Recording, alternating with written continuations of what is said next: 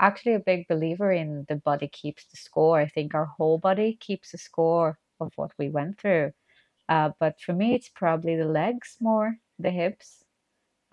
So as a kid, actually, like I grew up in the Middle East, even though it's not my ethnicity. So I grew up in war, and I experienced war as a kid. And I used to self-injure to deal with it.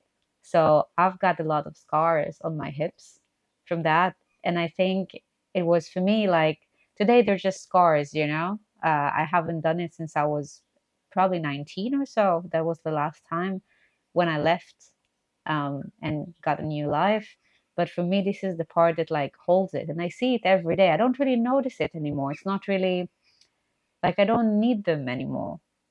Um, but I also don't regret it, if that makes sense. Like it's a part of me. It was my way to, I don't know, embrace the pain as a kid, to contain it, to have the capacity to take it. I kind of, it sounds weird because I took it on myself, something that wasn't my fault, but now it just feels like it's a natural part of my body.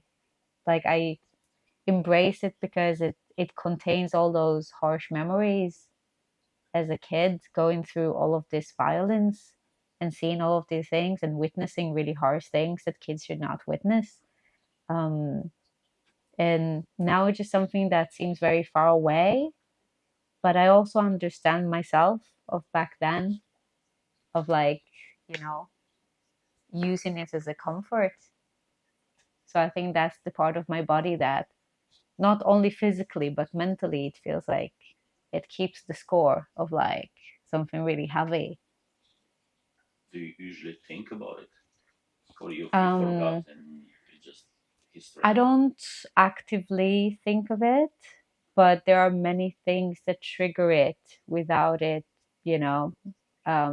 Even like someone's alarm on their phone, maybe like a sound in the streets, like everything sounds to me like it might be shooting or like a violence starting.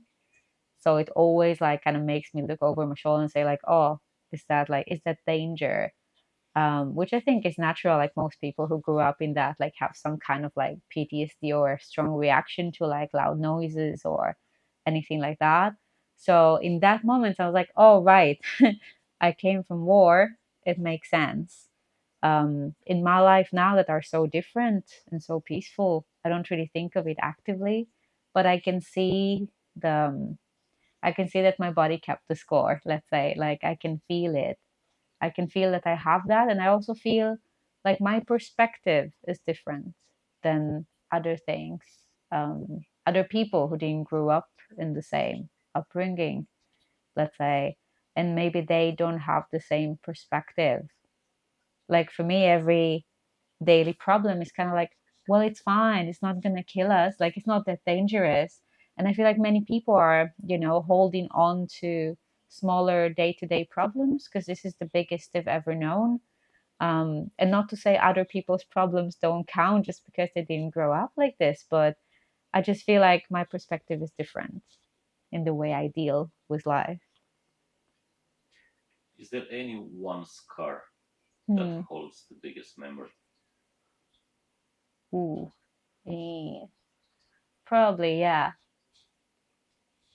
Can you tell me a little about it? Yeah, I have like a one that I didn't intend to be as bold, maybe. Um, and it was a strong memory from high school that has nothing to do with war, actually. So it's funny. It wasn't like one of the regular scars that I just made to deal with day to day life. It was made when I had my first heartbreak in high school. So when I was in high school, I was in love with my high school teacher, and we were together actually for a long time. And it got really serious, and it seemed like it's gonna like we I'm gonna finish high school and we're gonna actually get married. And we didn't. We broke up. And for me, it seemed like this should fix everything. This would be my happily ever after. And he was the person who helped me stop self injuring myself to begin with. Like that was my last scar for me. Like that was like this pain of like losing him, and knowing that he helped me so much with my healing.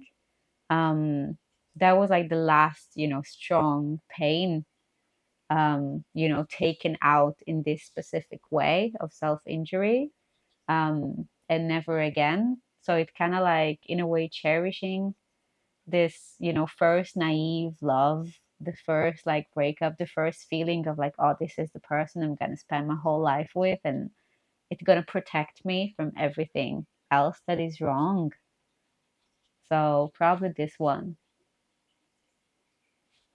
Very good. So Yeah. your scars are self-inflicted. Yeah. They're not caused by the work. They're No, they're because of the work. exactly. They are the mental price that I paid, not the physical one.